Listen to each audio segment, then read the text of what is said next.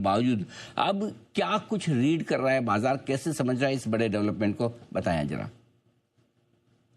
Good morning. एक तो मैं कहूंगी आपके दर्शकों से, निवेशकों से कि इस बार जो युद्ध है, एक तो युद्ध क्षेत्र पे हो रहा है, दूसरा ये बातचीत और सोशल मीडिया के स्तर पे हो रहा है कि आप खासकर प्रेसिडेंट ट्रम्प की तरफ से एक स्टेटमेंट आती है तो शेयर मार्केट गिरता है और तेल चलता है, या उल्टा होता है। और आप अधिकतर देखें तो उससे जस्ट पहले किसी ने बड़ी पोजीशन ली होती है कि ऐसा होने जा रहा है। तो ये थोड़ा सा इस बार वो एक एक क्षेत्र युद्ध क्षेत्र है, और एक क्षेत्र ये है कि आप स्टेटमेंट क्या आती रहती है। और मेरे हिसाब से हर एक चीज पे रिएक्ट करने का कोई फायदा नहीं है। आपको हर दिन कुछ करना है या हर दिन आगे पीछे होना है, उसमें कोई फायदा नहीं है। और शायद मुझे याद नहीं, पिछली बार आपके यहाँ ये डेटा दिया था कि नहीं, ये आंकड़े दिए थे कि नहीं, कि आप अगर 20वीं सदी के शुरू से 125 साल की का इतिहास लें, तो जो भी इस तरह के युद्ध हुए हैं, बड़ी जियोपॉलिटिकल डेवलपमेंट्स हुई हैं, ये दोनों जो विश्व युद्ध हुए थे, उसके बाद कितने सारे हुए, वियतनाम, कोरिया, फिर ये 2 गल्फ वॉर हुई, और 26/11 हुआ, लिबिया पे बॉम्बिंग हुई, ऐसा जितनी भी चीजें हुई, निष्कर्ष यही है आंकड़ों से कि शेयर बाजार के हिसाब से आपको जियो पॉलिटिक्स से ज्यादा रिएक्ट करना नहीं चाहिए।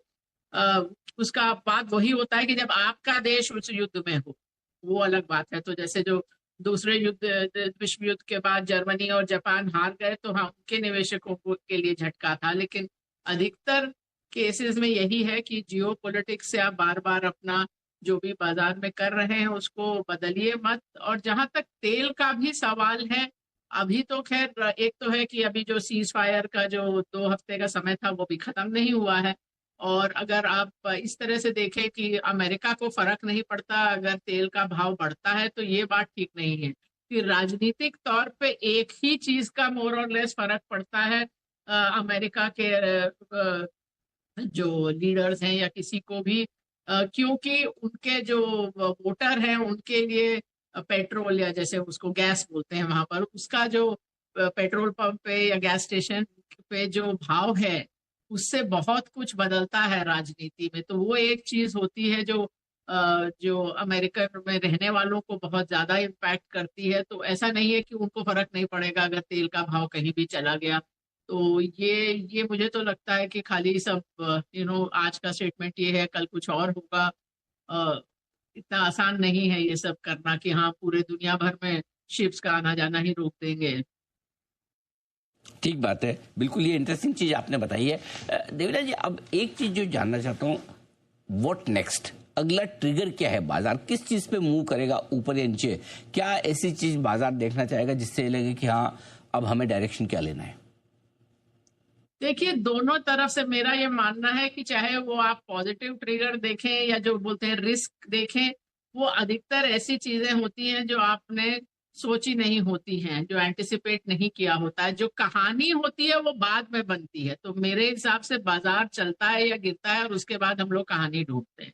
जैसे मैं आपको 2024 की बात बताऊं, तो 2023-24 में हमारा जो प्राइवेट कंजम्पशन नंबर था वो 21 साल में सबसे कम था। पर उस समय कोई वो डेटा नहीं देख रहा था। आई थिंक मैं ही अकेली थी जो ये बोल रही थी कि कंजम्पशन इतना गिर गया, क्योंकि उस समय बाजार चल रहा था। सितंबर के बाद बाजार जब गिरना शुरू हुआ, तब सबको ख्याल आया कि अरे कंजम्पशन खराब हो गया। तो वो तो कहानी हो चुकी थी। तो ये मुझे मेरे हिसाब से आपको ट्रिगर ढूंढते रहने की जरूरत नहीं है। अगर आप निवेशक हैं, ट्रेडर नहीं हैं, तो आपको एक ही चीज करनी है, सोच समझ कर अपना इक्विटी एलोकेशन करिए। जो मैं कहती हूँ, कभी भी आपके 100% पोर्टफोलियो इक्विटी में नहीं होना चाहिए। इक्विटी में वही होना चाहिए जो चीज कम से कम पैसा आपको 7-8 साल तो नहीं चाहिए। और बाकी फिर बाजार के हर दिन के ऊपर नीचे होने से अपना वो निवेश बदलिए मत, मेरा ये मानना है। क्योंकि जब बाजार चलता है तब भी आपको मौका नहीं मिलता है उसमें बाजार में वापस एंटर करने का। तो ये जरूरी नहीं कि वही स्टॉक्स वही सेक्टर रहे, लेकिन निवेशित रहिए जो भी आपका इक्विटी एलोकेशन है। तो ये आपका इक्विटी एलोकेशन प्रॉपर रहना चाहिए, ये राय देवना जी की तरफ से। इस तरह के मार्केट में कहाँ आपको मौके दिखते हैं निवेश के, बताएं कहाँ पैसा लगाना चाहिए? देखिए, हमने अभी अपना पोर्टफोलियो में बहुत ज्यादा फेरबदल नहीं किया है सेक्टर के हिसाब से। तो आप लगभग 2 साल से ही फार्मा हेल्थ केयर में हम लोग ओवरवेट हैं और ऑटो कंपोनेंट्स में भी ओवरवेट है, तो वो अभी तक बना हुआ है। बाकी काफी तरह के स्टॉक पिक रहते हैं, मतलब कैपिटल गुड्स में भी हैं, केमिकल्स में भी हैं, एफएमसीजी में भी हैं।